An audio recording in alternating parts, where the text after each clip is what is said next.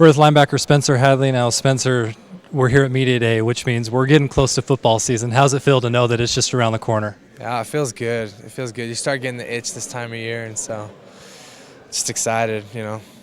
What are you most looking forward to for this season? That's a tough question. I don't really know. There's a lot that we're looking forward to. I love the schedule. Love just playing with the guys. That'd probably have to be the answer, honestly. I enjoy being together with our team. Like, we got a great team, and it's just fun to go to war, go to battle, and go out. And, you fight and you play hard, and at the end of the game, it's fun to just be with your guys. So, yeah. You guys lost a few guys on defense last year, but you're returning a really great core group. What's it like knowing that you've got a really good core going into the season, especially after the phenomenal defensive year you had last year?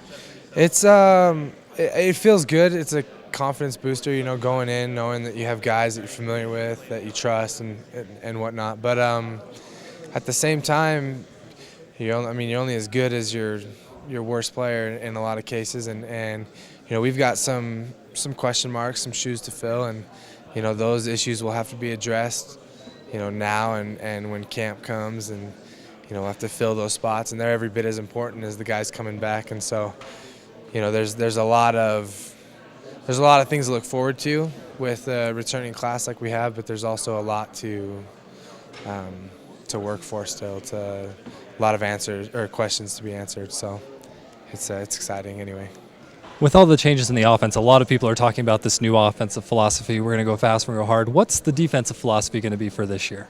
It's the same thing, same mindset. We don't change. We know who we are. We come out, we play hard, we're scrappy.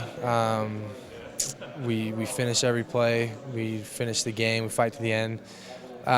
There's an element of conditioning that we have to prepare for now because, theoretically, if our offense is snapping the ball every 12 seconds, we could finish an 8-play drive as a defense, which is you're pretty tired at the end of that. And within the next minute and a half, real time, we could be back on the field. So, there's the idea that the offense is going to score faster, which will put us on the field quicker. And also, if they're snapping the ball every 12 seconds and they do happen to go 3 and out, we're back on the field really fast. So we got to be in shape. There's a lot that will change that way. But as far as mindset goes, defense is pretty much the same. And finally, you're a veteran. You've been on this team a while. You said there's some question marks. Phil, what's your leadership role going to be, not only on the defense, but on the team as a whole going into this year? Yeah, so there's a couple candidates to take Romney Funga's spot, which is our nose guard, which is, in my opinion, the biggest question mark, the biggest shoes to fill on our defense.